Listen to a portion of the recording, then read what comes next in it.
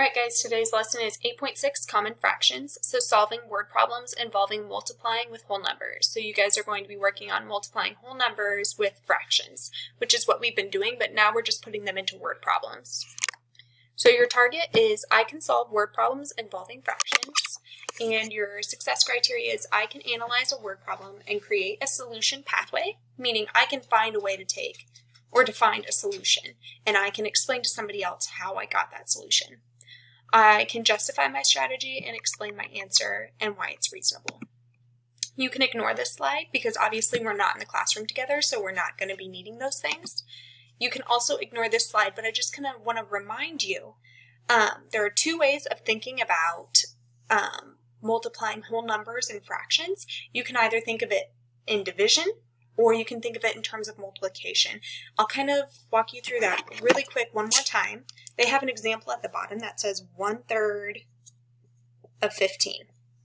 So if I wanted to think about that in terms of division, I would think, okay, I have 15 marbles, let's say. If I put them into groups of 3, how many would be in each group? Well, to get the answer, I would just have to take 15 divided by 3, which I know is 5. So 1/3 of 15 is actually 5, and I just use division to solve that. Okay? Or you can think of it as multiplication. This seems to be the easier route for most people.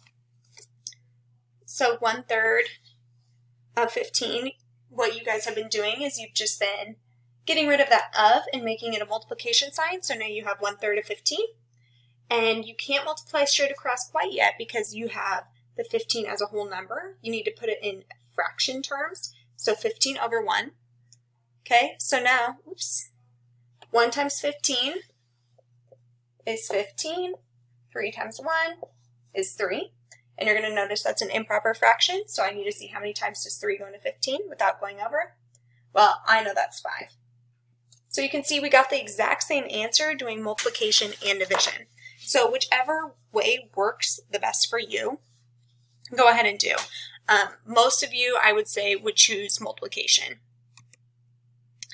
Okay, so what I'm going to have you do is I'm going to do 2 of these problems, and then I'm going to have you do the last 2 that we don't do back on your weekly slides. Okay, so we're going to do 1/4 of 18 first. So if I'm trying to find 1/4 of 18, I'm going to show you in terms of multiplication. Whoa, I can never get the hang of this. Okay, so I'm going to turn this into a multiplication sign, and then I'm going to put 18 over 1 and multiply straight across. 1 times 18 is 18. 4 times 1 is 4. So now I've got an improper fraction. I need to see how many times 4 goes into 18 without going over. Okay, so use your multiplication packs. 4, 8, 12, 16, 20. Okay, so I went over. So I know the closest I can get is 16. Maybe if I work it out like this, it'll show you an easier route to do that. We know that 4 times 4 is 16. When I subtract, I have 2 left over. Okay, so if I'm looking for my fraction on that, I just have to rock around the clock. My whole number is 4, and then I have 2/4 left over. Okay, so 1/4 of 18 is 4 2/4. Got it? Our last problem is 4/5 of 20.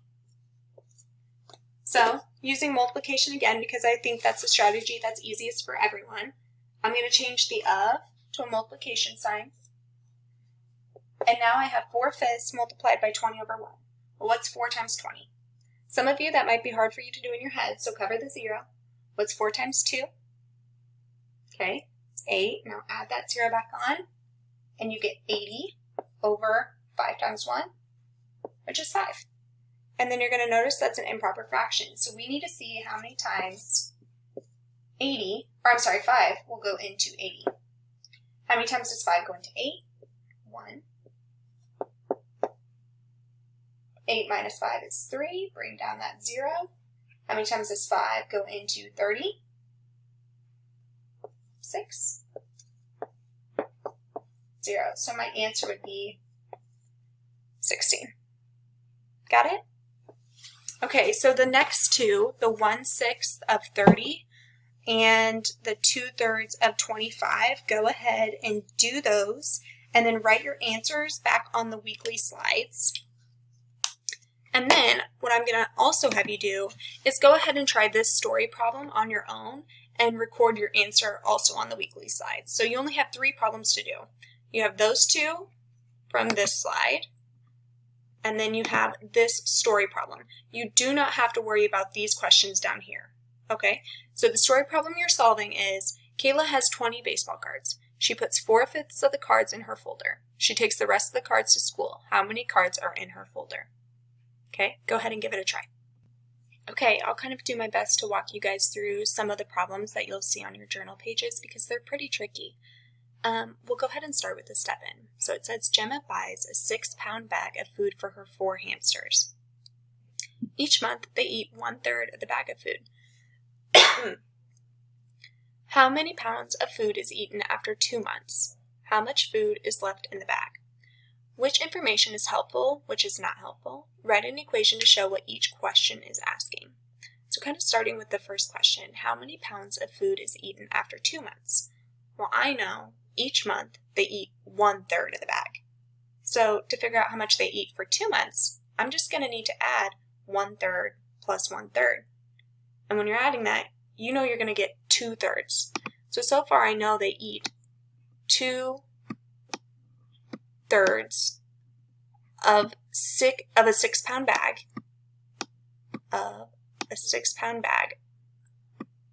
Okay, and once I figured that out, that's going to tell me how much they had eaten after 2 months. The second question, how much food is left in the bag? So now this is how much they've eaten. So to figure out how much they have left, I'm going to need to start with what they had to begin with. They had 6-pound bags, but then they ate some. How much did they eat? Well, they ate 2/3 of 6. Okay, I know that's kind of tricky and hard to wrap your mind around, but you got it. Stay positive. You can do this stuff. Okay, we're going to try to do one of these step-up problems right here. It says, write an equation to match the problem. Use a letter for the unknown amount. Okay, we can do this. 5/6 of a pound of turkey is used to make each club sandwich. How much turkey is used to make 6 club sandwiches? Okay, so I know they used 5/6 of a pound of turkey. 5/6 of a pound of turkey to make 1 club sandwich. How much did they use to make 6? Well, I'm just going to multiply that by 6. And that is going to give me the amount of turkey that they used. Okay, so notice how I wrote the equation. I didn't actually have to solve it. Okay, now if you want to solve it, go ahead and be my guest, but the hard part is being able to write the equation. Yeah, go ahead and give that a try. This one I don't foresee you having a problem with. It's just going ahead and solving for the story problem. These ones might be a little more tricky, so let me walk you through the first one. It says, write true or false beside each statement. 1/3 of 5 plus 2 is 1/3 of 5 plus 2. Is it saying the same thing? Yes or no? I mean, think about it. Here we've got 1/3. Oh, I'm sorry. I think I read this the first time as a plus sign, but it's actually a multiplication sign. So 1/3 times 5 plus 2 is 1/3 of 5 plus 2. Okay? Is it saying the same thing? Yes, it is. It is telling you to do the exact same thing. So I'm going to write true. So now you're going to do the same thing. You're going to read the next one and decide whether or not it's true or false. Okay? Go ahead and give it your best shot.